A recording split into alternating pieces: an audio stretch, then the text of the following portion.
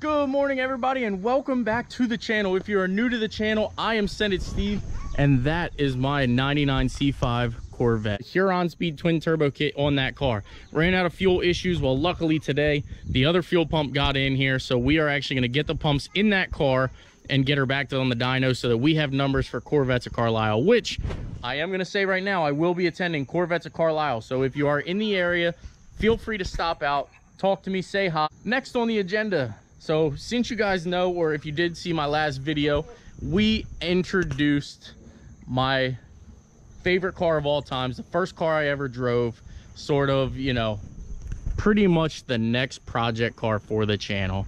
Now, I am super excited about this build, guys. This has been something that I have had for pretty much, like I said, my entire life. My parents bought this car brand new. This is the car that I know. This is the car that got me into the muscle car era and everything like that. So as you do see, we are stripping it out right now. There is no drivetrain in it.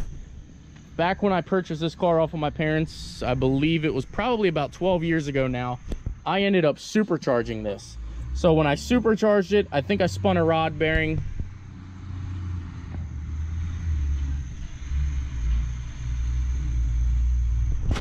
Let me wait for that truck to get done doing whatever he's doing up here.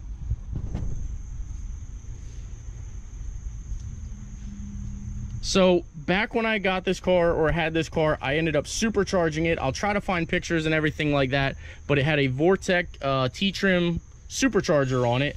And I ended up spinning a rod bearing back in the day. I never got to get it to the track or anything like that. So we need a drivetrain for this car. And that's where I've asked you guys what you guys want to see. Now, as I start to do some thinking about it and everything like that, I think I know where I want to take this car. And I don't think I'm going to make this car crazy. It's definitely not going to be supercharged again. I think we're just going to do a mild build on it, like a 350 or 383 stroker, something along those lines.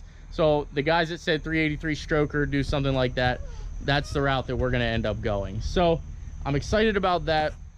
It is a 4-speed car. It had a 700 R4, or still has a 700 R4. I have it in the shed up there, which it should still be good. We didn't have any issues or anything like that, but we have got to find a power plant for this. As you can see, I have the radiator here, however you guys want to say it. Shooting a little video. I was at the bank. I couldn't answer your call. Oh, okay. Yeah.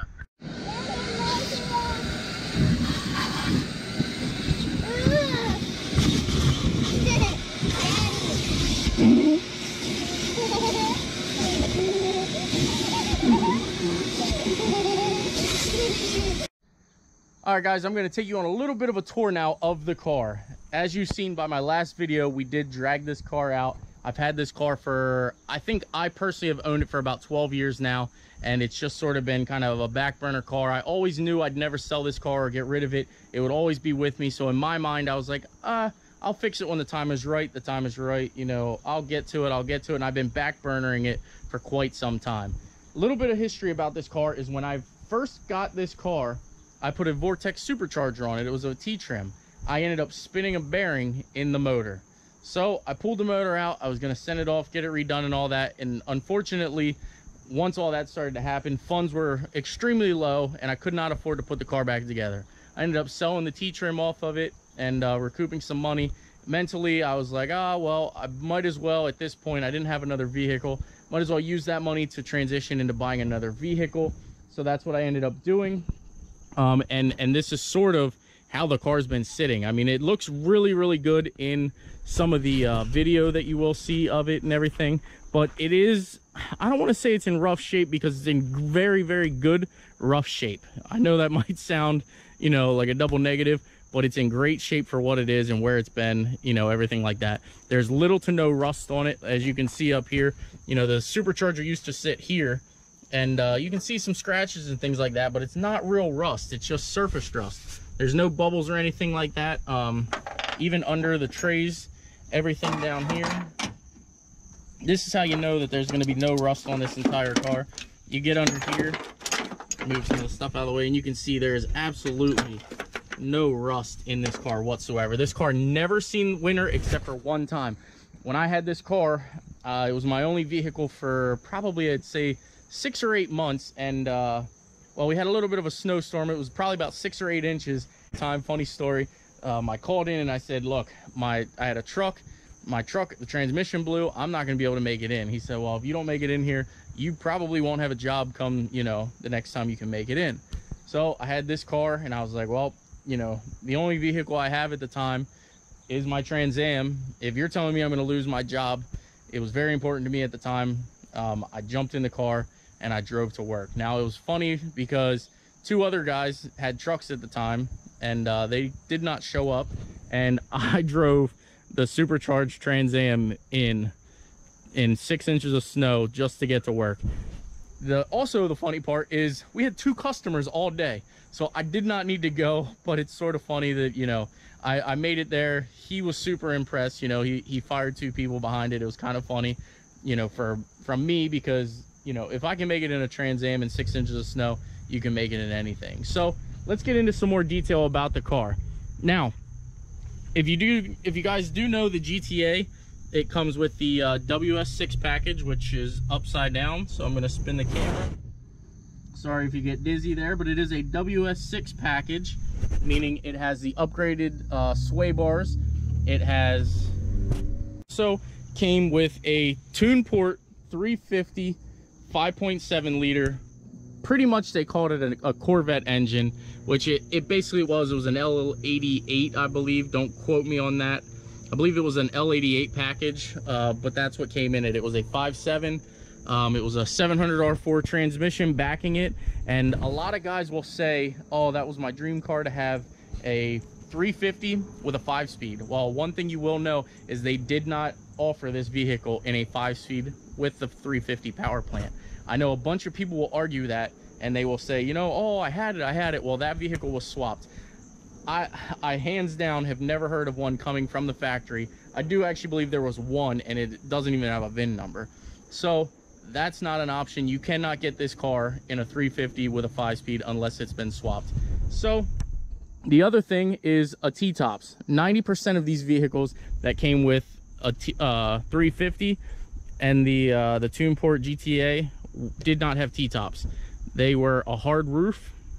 I believe, I can't, you guys gotta, I'm gonna find out all the stats so I can actually guarantee everything.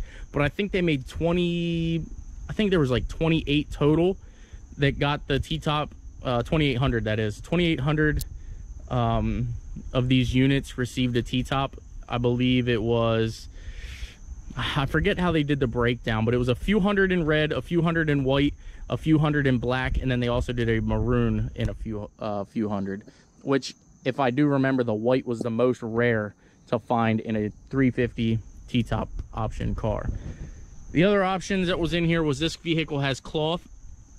I actually, you know, owning leather, I'm appreciative, because if this was a leather car, these seats would not be in this great a shape. The driver's seat is in really good shape, as you can tell here.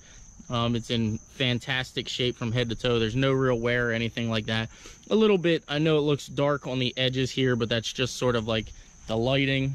Not sure, right? It's just gonna get worse. It's got a little bit of wear on the seat, you know, because the car does have 60,000 miles on it. These are actually the covers that go in the T-tops. As you can tell, they got a little sun faded over the years of sitting. This is the intake. I still have the factory TunePort injection. I still have the factory coil or distributor. I'm sorry, don't bear with me, guys. I haven't done this car in so long. I've been, obviously, like everybody else, been an LS guy and a Honda guy, which we'll get into later. Once we get to that side of the parts, I will get in. Yes, I was a Honda guy. So we do have the factory intake, TunePort fuel rails. I did have, I think I had 48-pound injectors in this, so I will have to find another set of injectors, because like I said, it was supercharged. Come over here, I still have everything like that. Coolant tank, air pump, which we're not going to run. I do want to run this car pretty stock, but we're not going to do that. I still have the starter, hoses, all the AC components. I have the AC compressor. Like I said, guys, there is the proof that this vehicle was supercharged. This is obviously the oil pan. That was the return line there. And well, you know, we're not going to go back supercharged. I can guarantee you guys that much. I do just want to make this a basic, you know, maybe a little cam, but I just want this to be a great driver and something I can share with the kids and, you know, kind of have fun with. That is the coolant cooler. It actually had a cooler on it for the engine coolant valve cover. This is how you know I've been a Honda guy. We have Civic corner lights in the back here. We have our radiator fans. I'm working on it. There's our other valve cover, center bolts. That's how you know it was a tune port also. Holding the trunk up because the trunk shocks are weak. Now, the other thing that was cool about this car is this is actually an electric motor, so it raises and pulls. So when you pop the trunk, this comes up, lay the trunk down, push it down, and it pulled the trunk closed onto the seal and everything like that, which was pretty cool for 1989 if you think about it. Also, we'll get over here to this side, and now I'll actually explain some of the damages that are, you know, done to the car, which is a little upsetting because this car was actually in, you know, pretty phenomenal shape. As you can tell here by the dashboard, it is the WS6 performance suspension. Everything else looks fantastic in here. Everything's still together. One of the last times I drove it was to my cousin's wedding, April 14th of 2012. So Nate and Ashley, congratulations. As you can see, I do still have your wedding band thing there. So that has been in the car for, well, 2012, it's 2018, so you guys can do the math. Car has a bunch of spider webs, as you can tell here. Now this is where I get a little upset because, you know, it's something that I did by letting it sit this trail. Same with the other side, it was all over on the other side till I vacuumed it up. But it looks like, as you can see here, there's an ant. So it looks like an ant made a hole in the top of my seat back here, which infuriates me because, as you can tell by the rest of the seats, everything would be in great shape. But I mean, I can't be mad at these little guys. They're just living, they're just doing their life, and unfortunately they found their lifestyle in my seat. A little frustrating, but it is what it is. As you can tell, we'll get all this cleaned up here, get her all detailed and everything, and then we'll start looking for a power plant. So I'm not sure if I went over this already or not, guys, but I don't think I'm going to LS swap this car. As much as I've wanted to do that over the past few years, I just don't foresee it being the route that I want to take this car. I just want to put this car back to factory, you know, stock. I might do, like I just said, a cam and things like that, but I'm not going to LS swap this. I wanted to Coyote swap it there for a while. I thought that'd be cool to kind of get attention and things like that, but this just isn't the car for that, guys. We are going to do some kind of radical swap in the near future, you know, I'd say probably early next year once this car's painted and ready to go. But I can't do it to this car. I just don't have the heart. This car has way too much sentimental value.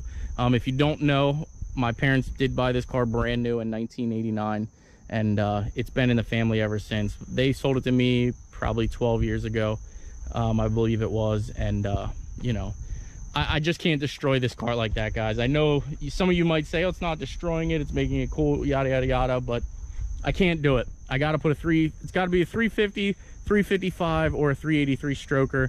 I haven't fully committed to that, so you guys can shoot your details and everything over. Let me know what you guys think there, but I do think this car is just going to be a stock 350, maybe do headers, you know, some little things to it, some tasteful mods, but we're not gonna go crazy. So some things, a guy reached out to me and said he had a couple parts cars. Some things that I do need is a tail light. I did back my camper into it a little bit ago, so it ended up breaking the whole section. This is the only taillight section I will run, which is like the square ones. I will not run on any of the other ones. They don't have these lateral lines in here. I just don't like them. I like this style, so if I do find another set of these taillights, we're gonna get them. That's really the only thing other than a headliner, the speaker covers, and the seats and all that I'm going to try to source to make it all new. But the cool part about this car is back in 1989, the speedo read 140 miles an hour, which was super rare for a car to have 140 mile an hour speedo. That's just awesome. You know, the only cars that really had that was like your Corvettes. This is going to be my family friendly, you know, cruiser car. So again, guys, if you like the content, please, I'm asking you guys, head on over, give it a like. The likes definitely help out. Leave a comment, you know, positivity. Again, like I said in the last video, that's what I strive for. I don't want negativity or anything like that, but we do have a bunch of things that are going to be on the channel. The other thing I did want to say is we have an exhaust coming for a vehicle. I will release that at a later date. So we have an exhaust, full Corsa exhaust system going on a Corvette. I will tell you that much. I hope you guys are excited about that one. And I'm not sure if I mentioned this already or not, but we did get our 450 pumps for the C5. So we are going to get them tossed in, and we are going to see if we can't get it down on the rollers one last time. It's pretty much tuned right now. He just wants to verify everything's good for the new pumps and everything like that. So we're going to see if we can't get this car back on the dyno before Corvettes of Carlisle, which I know I said a couple of times. I'm not sure where I got to edit or what I got to edit in and out, but we will be at Corvettes Carlisle, guys. Feel free to swing over, stop out, say hello. We are going to have some fun, guys. I hope you'll enjoy the content. Smash that like button. Please subscribe, and we will see you guys in the next upload. She's starting to look like a car again, guys. Got the seats bolted back in. Got that seat bolted back in. She is vacuumed out. I didn't clean it to, like, you know, make it pristine and perfect, but we are making headway. Oh, I miss the sounds of those doors. Just the sounds of the doors, guys, brings back so many memories. Trying to sneak in at night, you know, and you can't because your doors are heavy and loud. But anyway, so I got a good insight on what I need, and pretty much I think I already said this, but I just need a, you know, 350 base motor and a 700 R4 trans, and we'll be able to put this car back together. I pretty much have just about everything here, and it is all right here. So one thing you will know about me is I would much rather get this car running and driving before I focus on doing anything else, you know, versus the like the paint job and, you know, getting the seats reupholstered and things like that. So one thing I am going to focus on, guys, that is going to be getting this car a new drivetrain, and we're gonna search for it, and we're gonna, you know, try to get this thing drivable for the call out, guys. I would love to have this car at the call out, which is October 20th at Maple Grove Speedway, and I hope to see you guys there. This car, I'm hoping to be there. If this car won't be, that car for sure will be there. I'm gonna keep plugging and chugging here, guys. I got a couple more things I want to do before the sun sets, but I definitely thank you guys for the support 100%. This is definitely going to be a great project.